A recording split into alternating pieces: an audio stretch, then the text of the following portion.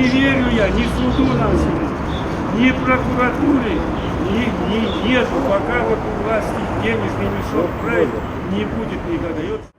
Партия ғимараты алдына жиналған оннан аса белсенді жоғарғы сот төрағасы Қайрат Мамидің, бас прокурор Жақып Асанов пен Алматы қаласының прокуроры Ғабит Миразовтың отставкаға кетуін талап етті. Олар бірнеше жылдан бері айтылып келе жатқан мәселемізге құзырлы органдарда әкімдікте жөнді назар аудармайды дейді. Міне біз азаматтық қоғамның принципін сақтап келдік.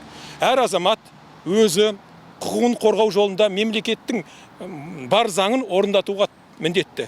Біз мемлекеттік қадағалауға міндеттіміз. Азаматтық қоғам принципі солай. Міне осы бойынша біз келдік. Біз қаншама қағаз жаздық, қанмен де қол қойдық. Ешқандай жаңағы жауап жоқ.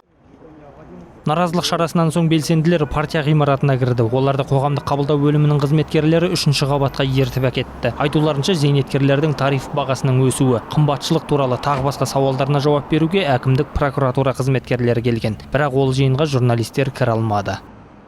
Біз журналистер шақырмадық, бұл жаңағы жұмыс бабындағы зейнеткерлердің мемлекеттік органдармен, прокуратура өкілдерімен кездесуі.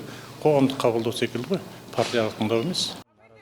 Белсенділер әртүрлі әлеуметтік мәселелеріне байланысты мұндай наразылық шараларын соңғы жылдары әр айдың аяғында өткізіп жүр. Олар былтыр тамыз айында президент Назарбаевтың атына үндеу жазып, оған қолдарын тіліп, қанмен қол қойған. Нұрбек Түсіпхан, Ринат Фазылбаев, Азамат Жанқатов, Азат Ньюс.